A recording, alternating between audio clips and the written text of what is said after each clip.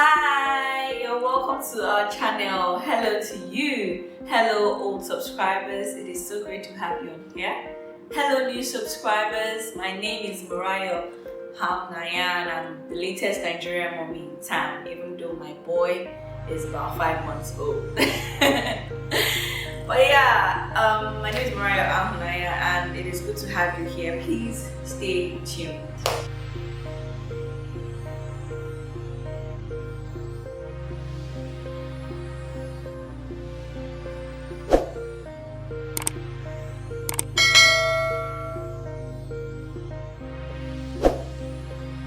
You're welcome back. Hope your Sunday is going well. Happy Sunday. And if it is during the week, hope your week is also going well. Today we're going to be discussing something that is, rather a bit of a headache for first-time moms, most especially, and first-time dads. That is how to prepare your home adequately to welcome baby. What do you guys think, are the essentials that you need when you're preparing for baby? Can you guys just think about it just as you're sitting down, especially for those of you who haven't had baby before? What do you think are the things you should consider when you're preparing for baby? Okay, all ears. Great. Okay, let me tell you my own 5 tips, 5 considerations that you should put in when you are preparing for baby. Shall we start? My first tip or my first consideration is that you prepare yourself adequately for baby. That's the first place to begin. Prepare yourself. We've talked about this when we're talking to the dads to be, that you should educate yourself on postpartum, on baby care, on how to take care of your wife, even during pregnancy. But yes, mommy and daddy, you need to educate yourself on how to take care of baby, after pregnancy. How to take care of yourself, mommy, after pregnancy, because it isn't, especially those first 6 weeks, it's not going to be easy. And I'm not here to lie to you. You know me, I'm just going to tell you the way it is. It's not going to be easy. You're going to have sleepless nights, So ask questions, research, go online. There are lots of people, especially foreigners, that have put down their experiences. One thing that I've come to see, that I take as a method is when something rings as common, when a lot of people say it, I pay attention to that thing. I mean, it may not end up being my experience, but I still pay attention to it, One thing that rang common with a lot of testimonies of first-time moms or even normal moms or dads was sleepless nights. So preparing your mind for that alone, it just helps. It just helps when your mind is prepared to an extent, So prepare yourself emotionally, physically, as I always say, all the ills and lees, emotionally, physically, mentally, financially. Prepare yourself, to welcome baby. Okay.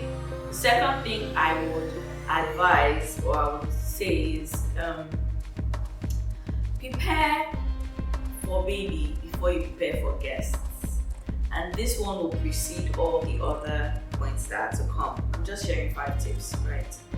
Prepare for baby before you prepare for guests.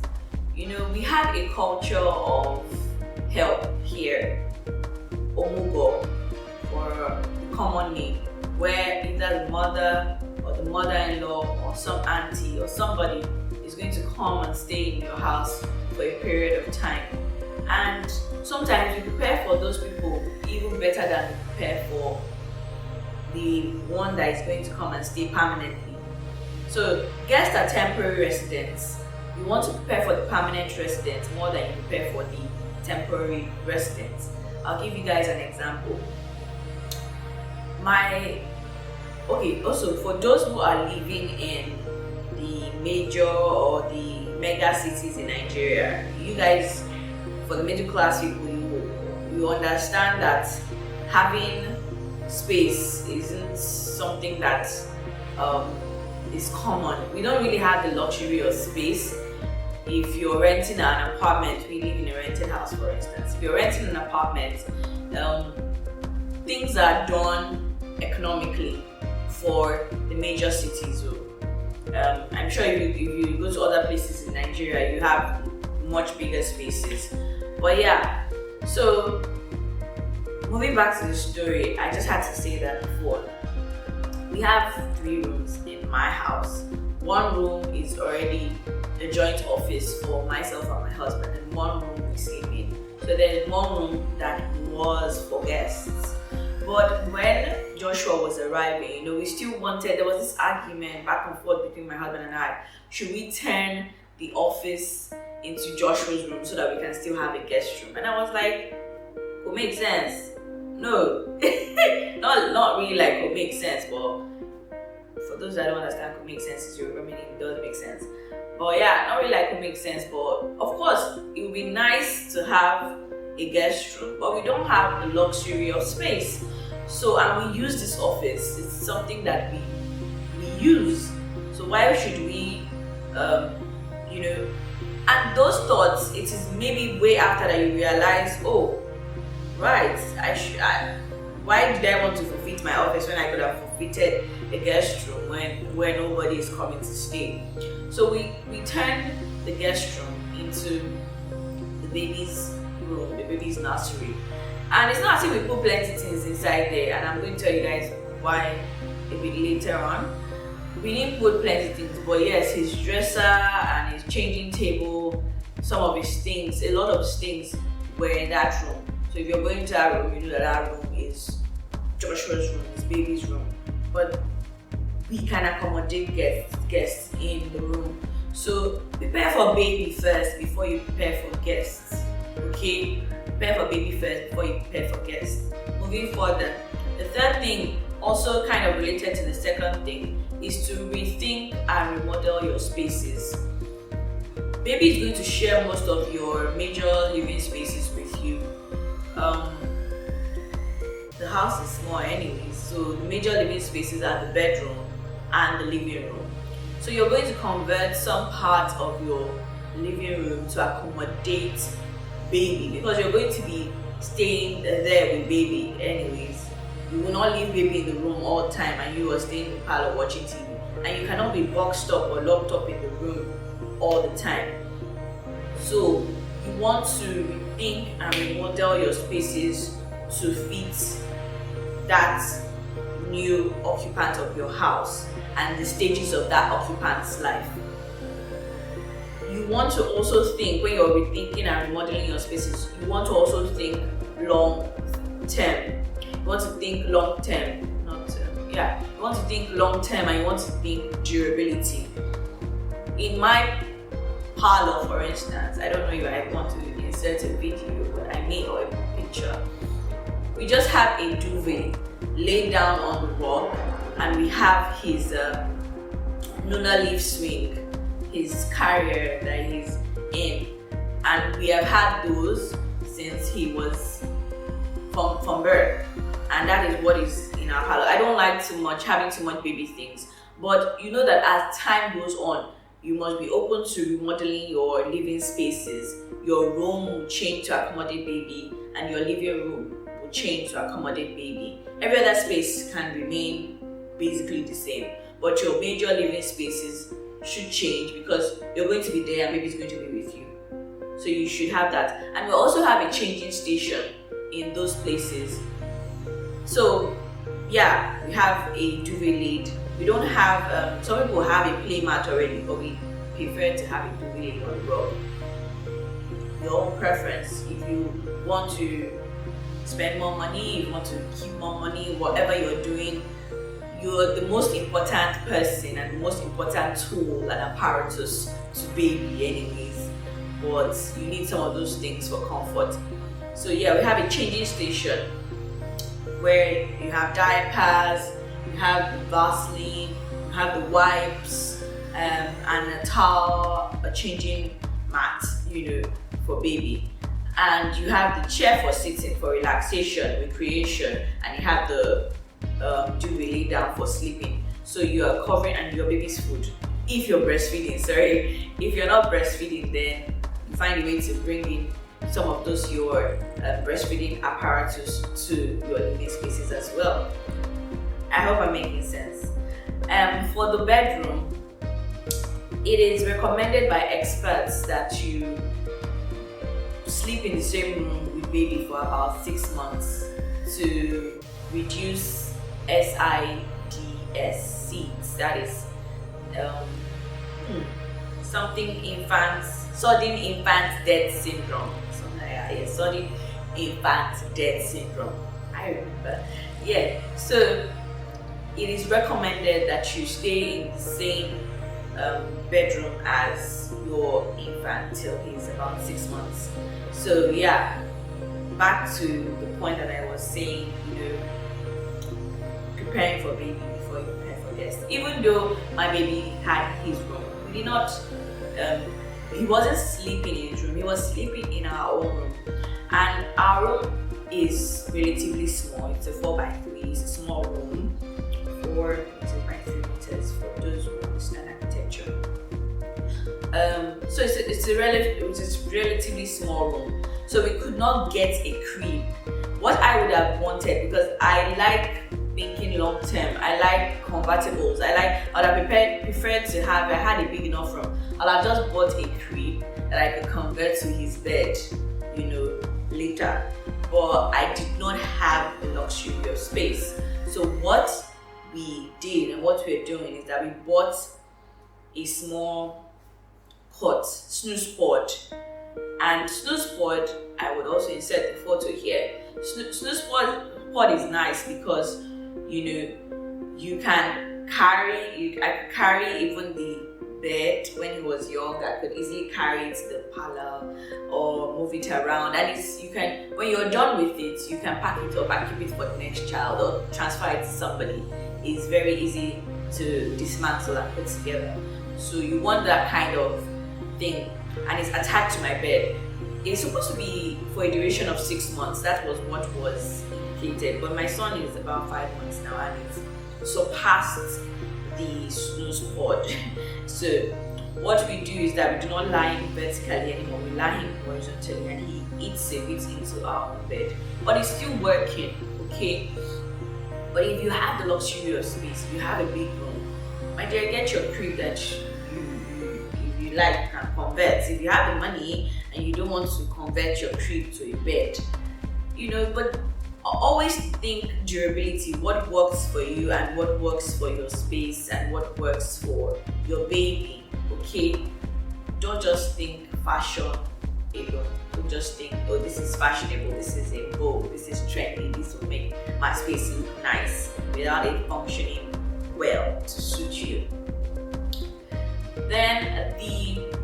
And yes, people will adjust. That's one thing. If your people come to your home and there's a rug in the parlor that has a duvet, and people will see it and they just know that there's a baby in the house, they will adjust. Don't overthink. Think of your baby before you think of your guests. That's one too.